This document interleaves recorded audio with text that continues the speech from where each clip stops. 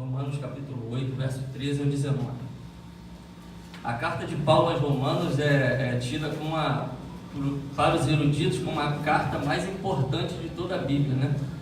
Paulo, ele resume a Bíblia toda em Romanos. O conceito judaico, o conceito cristocêntrico, Paulo reúne tudo em uma bomba chamada Romanos. Então, se você quer aprender algumas coisas, leia Romanos. Diz assim, verso 13: porque se viverdes segundo a carne, morrereis, mas se pelo Espírito mortificardes as obras do corpo, vivereis. Porque todos os que são guiados pelo Espírito de Deus, esses são filhos de Deus.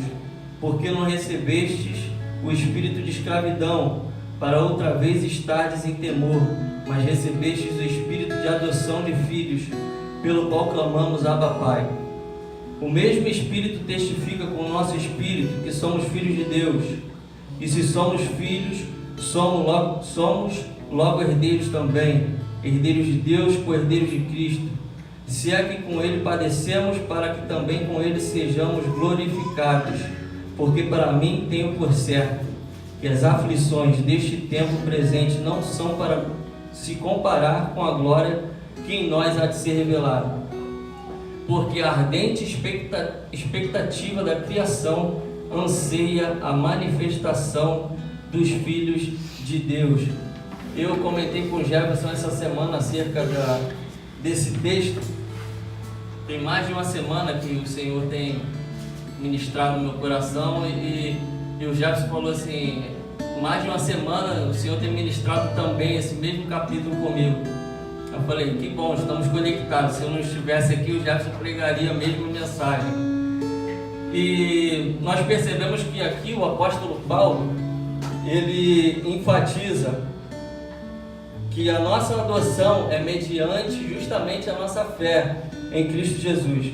Jesus sofreu o que sofreu para nos transportar. Jesus era o Filho unigênito, então ele se transforma mediante essa adoção no Filho primogênito. Só ele era filho, digno. Aí ele nos transporta. Vocês também estão comigo. Eu sou o primeiro, vocês vêm após. E nós nos tornamos os primogênitos. E para entendermos um pouco acerca de filiação, que é aquilo que o Senhor quer ministrar, nós precisamos entender acerca de paternidade, acerca de pai. Uma dos significados de pai significa vínculo protetivo. Então, pai é tudo aquilo que demonstra para qualquer ser um vínculo protetivo. Se você vê um cachorro na rua e ele está com um morador de rua, é porque ele identifica ali um pai, um vínculo protetivo. Então, a relação paterna ela pode ocorrer de duas formas. A primeira, com paternalismo, e a segunda, com paternidade. Paternalismo, ele prioriza, pela hierarquia, pela disciplina, pela voz de comando. O paternalismo ele é a raiz do militarismo. Então ele diz assim: eu estou no comando e você faz o que eu quero e eu sempre estarei acima de você. Esse é o paternalismo. E a paternidade não. A paternidade é cumplicidade, é lealdade, é amizade. Por isso que o Senhor, quando foi fazer Adão, a Trindade se junta e ele diz: façamos nós, o homem, a nossa imagem e semelhança. Desde a criação, o Senhor usou de paternidade. Então, nós percebemos, nós temos observado alguns homens de Deus que têm falado muito sobre esse assunto. Apóstolo Luiz Hermínio, pastor Anderson Silva, e algo muito interessante nós ouvimos do pastor Anderson. Ele disse que a paternidade se fundamenta em 3 P's. Quais são os 3 P's? Proteção, provisão e plataforma. Ou seja, o verdadeiro pai, ele protege, ele provê E a plataforma é o destino, e ele te lança, ele te dá a direção. E nós percebemos que grande parte da sociedade sofre de orfandade. Se você analisar, grande parte, eu trabalho no sistema de internos, trabalho no Degase. Se você analisar, 80% deles não tem uma referência paterna. Ou o pai morreu, ou o pai está preso, ou o pai tem uma condição financeira tão difícil que ele trabalha em 2, 3 empregos, ou seja, ele não tem referência alguma paterna. E quem é o pai dele? É o dono do morro. Por isso que você pode observar em qualquer favela que o dono do morro ele é chamado de paizão, porque da forma dele ele dá proteção, provisão e plataforma.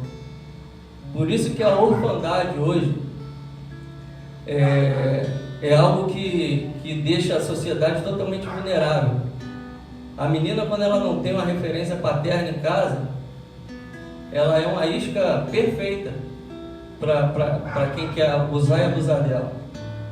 Se você olhar numa boate, além da fila da entrada, tem a fila da cautela de armas. E ali ficam diversas meninas observando quem vai guardar suas armas, querendo uma proteção, em busca de uma proteção. E quando eu volto para o cenário do Éden, você não precisa abrir, em Gênesis 2, Gênesis 3, nós percebemos que Adão em 2 cenários. Existe o Adão pré-queda e existe o Adão pós-queda. O Adão pré-queda, ele só tinha uma missão, manifestar. Adão pré-queda era filho. Tudo que o Adão fazia era manifestação de Deus. Tanto é que a criação toda o respeitava. E quando Adão cai, Adão é subjugado e ele recebe, ele se torna escravo. Escravo de quem? Escravo das suas próprias escolhas, escravo do seu próprio destino. Então Adão tem que trabalhar e trabalhar. E nós percebemos que muitas das vezes nós na igreja nós nos portamos como escravos. Nós trabalhamos para o reino e aí nós nos cansamos. Mas quando nós entendemos que nós somos filhos, nós manifestamos e ao invés de nos cansarmos, nós somos renovados a cada dia. E essa é a importância de nós sabermos a nossa identidade dentro do reino de Deus. Por quê? Porque o escravo ele trabalha para alguém. O filho manifesta. O escravo ele faz por obrigação, o filho faz por responsabilidade. O escravo faz parte, o filho tem parte. O vínculo é totalmente outro. E você pode abrir comigo em Mateus, capítulo 16, verso 13.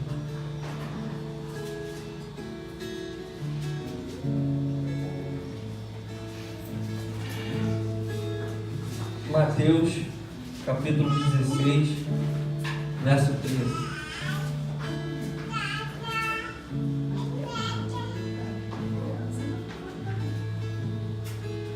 Diz assim o texto: E chegando Jesus às partes de Cesareia de Filipe, interrogou os seus discípulos, dizendo: Quem dizem os homens ser o Filho do Homem?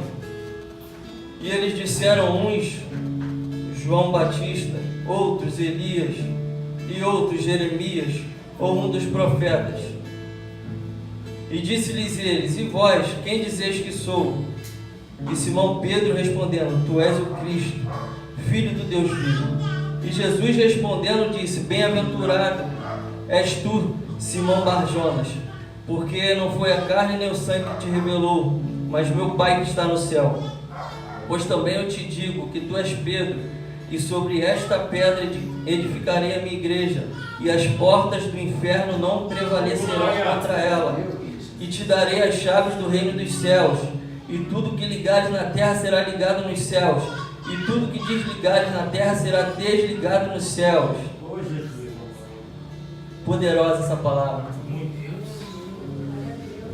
Pedro, ele tem a revelação, ele identifica Jesus como filho de Deus, e Jesus na sequência identifica Pedro como filho de Jonas. Ele diz: e tu és Simão Bar-Jonas, prefixo Bar, filho, você é Simão, filho de Jonas. Então, se você identifica a paternidade em mim, eu também identifico em você. E logo em seguida, Jesus, ele dá a Pedro uma responsabilidade, uma autoridade e uma legalidade. Então, logo depois de você assumir a sua posição de filho, se prepara, porque responsabilidade, autoridade e legalidade será dada a você.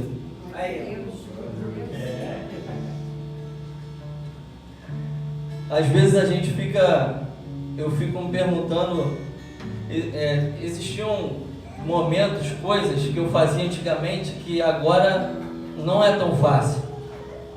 É justamente por esse entendimento, por essa responsabilidade. Não há uma nuvem de testemunha só no céu, há na terra também.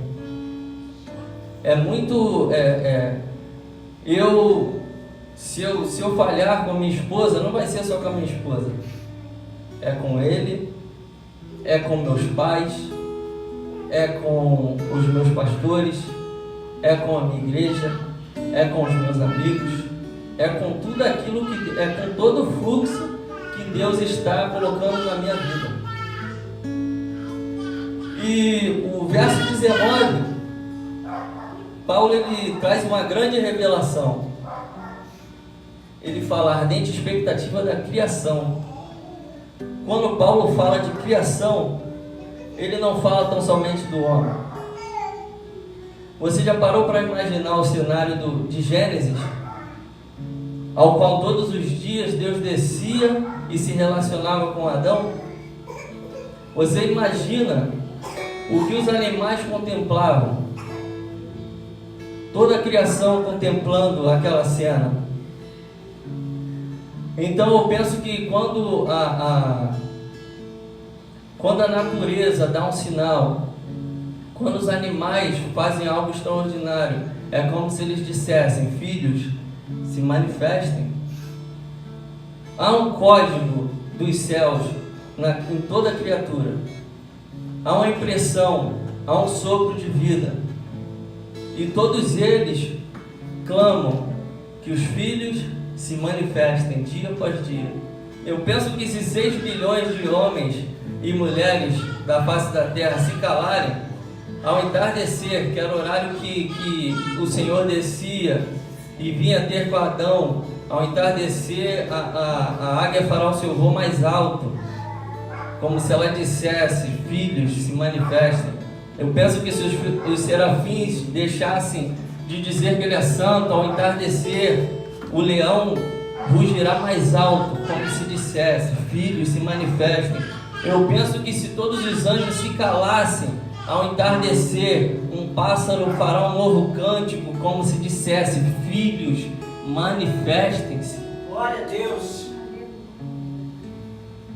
E o que nós temos feito com essa identidade de filho? Porque é muito mais fácil ser escravo. Escravo não tem tanta responsabilidade quanto o filho. Se o escravo errar, tanto faz. Mas se o filho errar,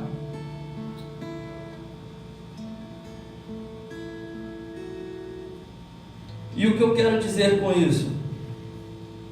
Abra comigo em Gálatas capítulo 4, verso 4 ao 7.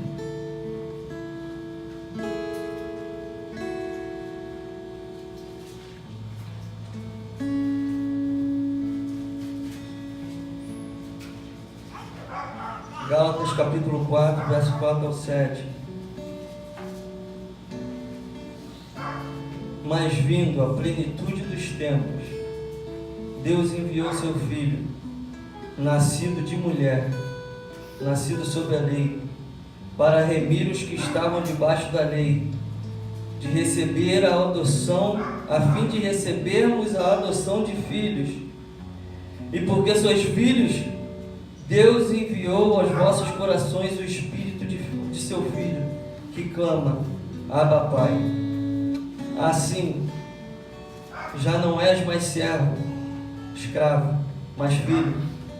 Se és filho, também herdeiro de Deus. Não mais escravos. Então, se tem uma palavra para você, direcionada a você, é essa: não mais escravos. Não mais escravos. Assuma a sua responsabilidade de filho. Assuma a sua responsabilidade. Porque Adão, ele automaticamente, quando cai, ele se torna escravo de suas consequências. E quando o Senhor procura ele no jardim, o que ele faz? Ele se esconde. Se esconde porque teve medo. O escravo, ele vai ter medo do pai, mas o filho não. O filho não. E dentro desse processo de você assumir uma identidade, existe um outro processo, que é o de santificação, que é doloroso. Ser santo nesses dias dói demais. Primeiro você é combatido no orgulho, você desiste de ser quem você é. Depois você é combatido na aceitação, você deixa de ser aquilo que os outros querem que você seja. E por fim, você passa a se tornar aquilo que Deus quer que você seja, ou seja, renúncia. Então Ele vai te quebrar no orgulho, na aceitação e na renúncia. Mas não fique triste, porque Ele faz isso com filhos. Só os filhos entendem isso, essa revelação.